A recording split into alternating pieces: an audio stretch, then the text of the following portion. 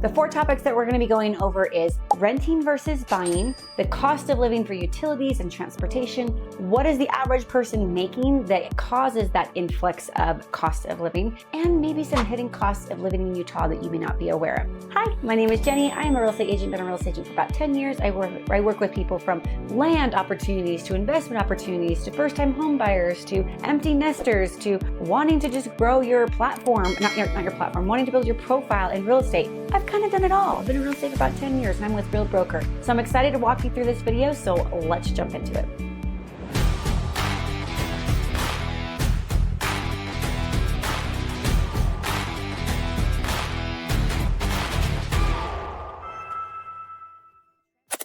So I've done a video all about really breaking down the cost of living in Utah. So this is going to be more of like a conversation with you guys, but we are going to go over some numbers. Okay. So a lot of people are trying to ask themselves, should I rent or should I buy?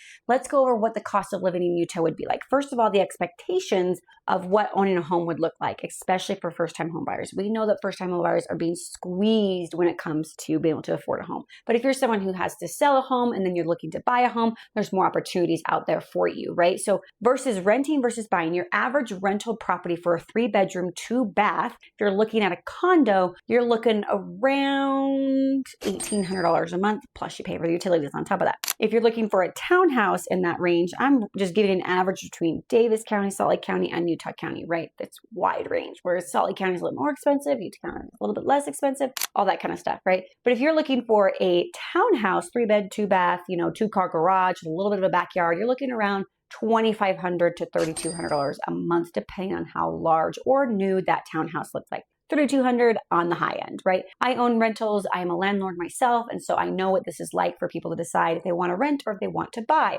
People always ask me, Jenny, when is the right time to buy? And my answer has been the same all throughout all different types of markets in real estate. And that is, if you can afford the home, then you need to buy the home. And there's a lot of reasons why you should, but the equity will help you grow in a home in order to get to your next home.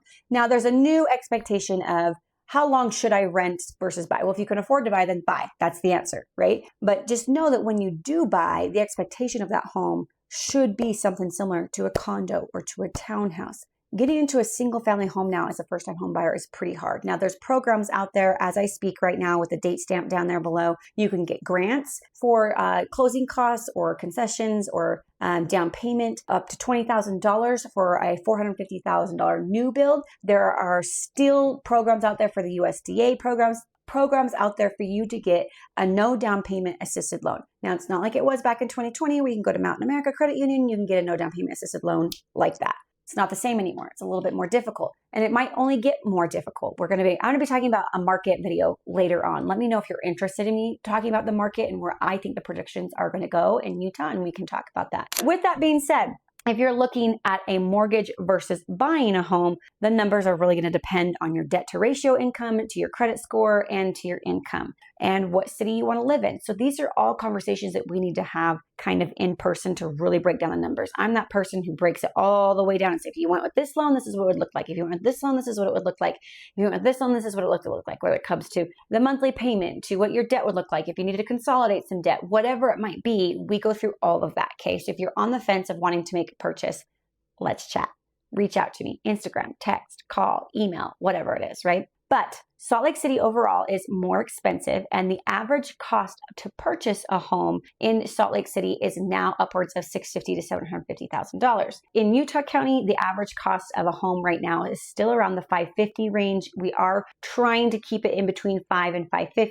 So if you know that if you can afford that, what monthly payment on something like that purchase price, it's going to be around $3,800 a month. Again, depending on the interest rate you get, depending on your debt to ratio income, there's a lot of variables at play at that, right? But that's kind of about the average that we're seeing as far as that's concerned. So if you're looking at wanting to rent a home for that price, that is this price you're also looking at as well to rent a single family home. All of these are variable based on location and commute time and city. All of that takes into play. So I've actually helped people price match their rentals as well if you need help with that. A lot of this is HOA. So a lot of new HOAs are coming with new builds. So you have to factor in what an HOA is going to look like here in Utah for cost of living. Naturally, HOAs are going to dance between $65 to $150 a month. If I see an HOA over $150, I'm like, like you better have a killer pool, you know, kind of thing. Pleasant Grove is known for having higher HOAs. And I tell all my clients that I'm like, oh yes, if you're looking at a townhouse in Provo, we're also having what is called, oh my gosh, a transfer fee. And sometimes the origination fee of like up to 1%, which is just crazy.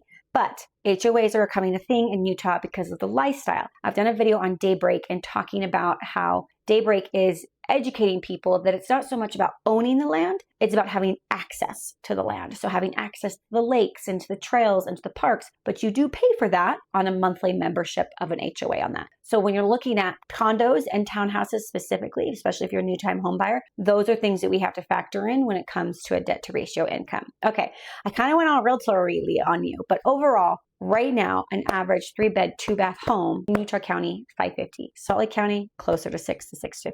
Just going to depend, which is why most people are looking at townhouses. I sell a lot of townhouses. They do come with HOAs, so you have to consider that as well. Okay, so let's talk about gas and utilities and groceries and all that kind of gamut, right? Because yes, the house may cost something, but then you've got to live in it, right? Utilities, depending on the square footage of the home, are still around $200 to $250. If you're in like a condo, it's going to be less. If you're in a larger home, it's going to be more. It just kind of depends. A lot of people are trying to get solar panels.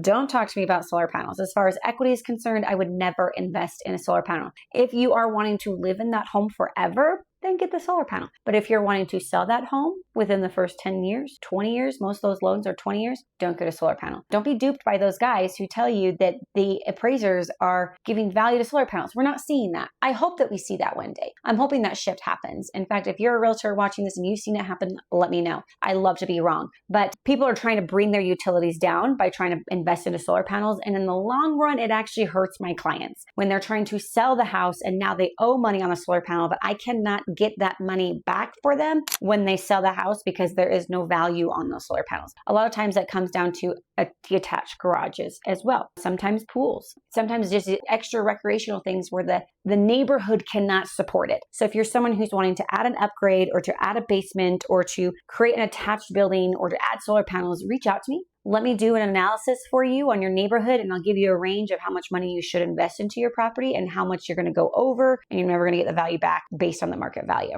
That's what I do, right? Don't know where that came from. But anyway, transportation. Gas happens to be quite expensive here in Utah because we don't have the greatest transit system. So I just pulled up a little bit of an example. So right now, based on what I've pulled up, it's bread is costing about $4.25 here in Utah. Milk is about almost $5 a gallon. Your gas is about $3.75. Your eggs are about $3.78. So the annual spend of a single person on groceries is about $4,200, whereas a household of 4 people is about $12,000 for just groceries alone. Now, it's still 2% lower than the US average, and that's because we're competing with high density city populations that make it harder to bring these amenities in. With that being said, it's still on the ranks of a higher city to live in, but groceries is probably the least of your concerns. The housing price, housing prices, everything's pretty much competitive when it comes to like groceries and utilities and rent. It's a little bit higher, but other than that, like, does this make sense? Like I don't know how much it costs for you in your state and where you're at. So like, let me know in the comments, like, is that expensive? Is that loaf of bread expensive? Is that gas expensive? Because to me, I don't know any different, right? That's just what I've been living with with my living cost expenses. Okay, so let's talk about wages and natural income that you should be expecting here because some people are making a lot more money outside of Utah than they would in Utah. So the average pay right now for someone who typically doesn't need a degree is around $24. I know like simple places like In-N-Out are hiring for larger amounts. I remember back in the day I worked at Subway and I was getting $7 an hour. They still haven't changed that minimum wage here in Utah, but we are seeing the wages go up a little bit, still not matching the cost of living expenses here, which is why we're by definition in a recession. If you knew that, I don't know if you knew that. A dual income is still only earning about $28 per person, and it depends on what kind of degree you're in, right? So a lot of dentists are oversaturated here in Utah, but they'd like to try in Utah.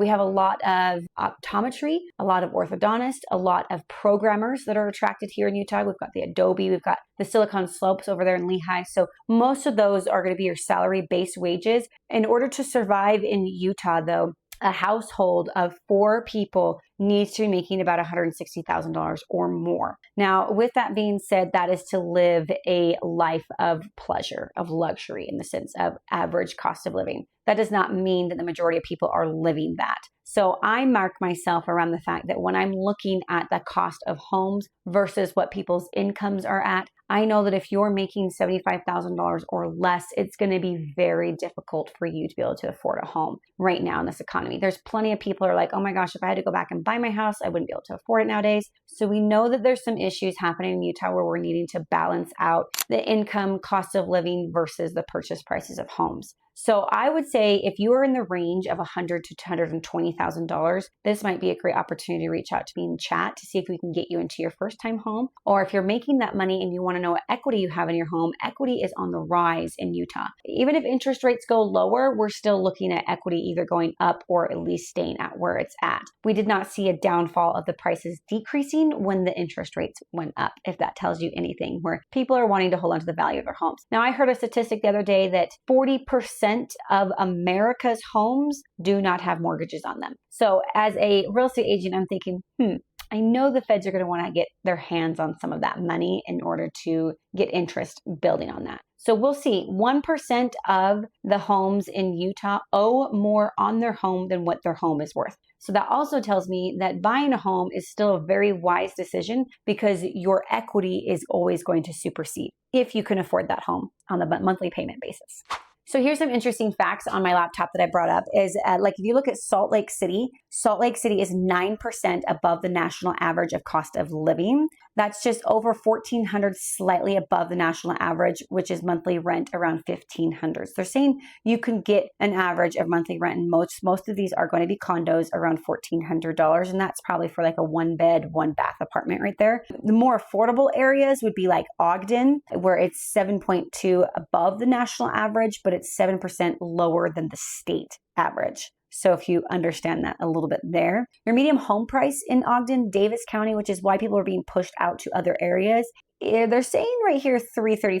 I'm going to beg to differ on that one. I'm going to say it's probably around $375 on that. Again, Park City, because it's a tourist area, kind of puts out the whack of what the state average is, where I'm seeing though 7% below the state average. It's because Park City is very expensive. Your average home in Park City, and that's the Wasatch County, is $1.4 million.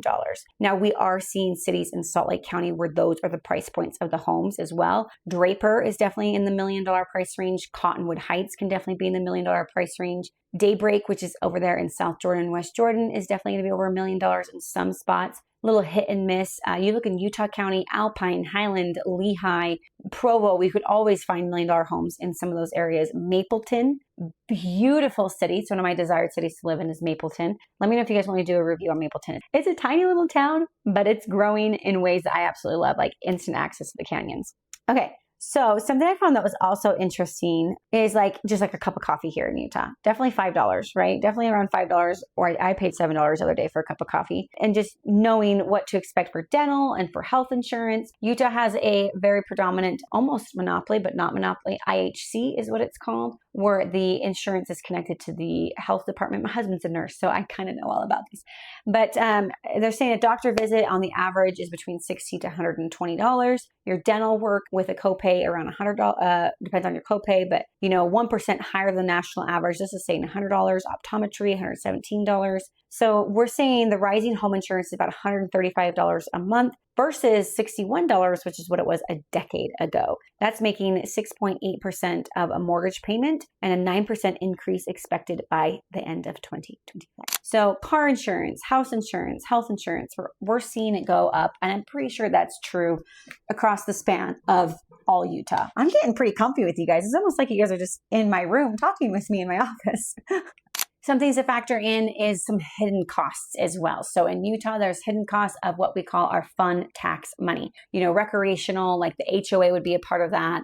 Gym memberships, camping, having to pay for camping trips. If you want access to the canyons, you can have a canyon pass.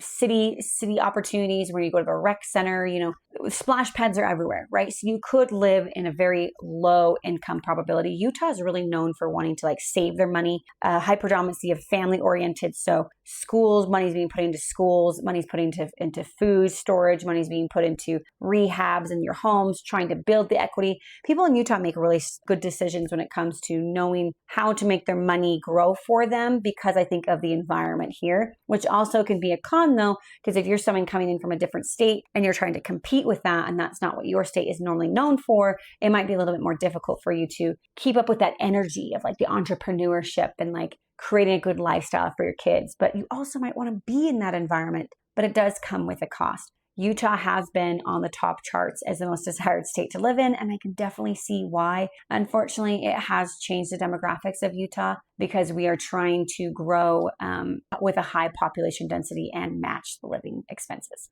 Well, that video is kind of all over the place. It really just kind of depends on your demographic and what you can afford. And that's what I'm good at, is helping you understand what your living expenses could be. Right now, our debt to ratio income can go above 40%. Talk to a lender, sit down and see if it's actually possible for you. Get people on roadmaps on how to get their debt lower or to consolidate their debt to try to figure this out. The average of equity growing here in Utah is between 5 to 8% by an annual income. You do the math. If you buy a $550,000 house where you're paying it down and you're also getting the equity growth. I had a conversation with someone and they're like, oh man, it's just kind of crazy to think that my house is only worth X amount after 3 years. But then we did the math together and I was like, you've gained over $80,000 in your home in a matter of 3 years. Now, equity is continued to grow. So if you can get your foot in the door, if you can get yourself in a situation, then let's get you into a home. Whether you're trying to build up or build down or build an investment profile, I am here for you. Let's get in touch. Let's talk. Let's have a conversation. It doesn't hurt. It's free. I'm not going to charge you for my information. So hope you guys, hopefully that was helpful. Hopefully you enjoyed that. And I will see you guys in my next video.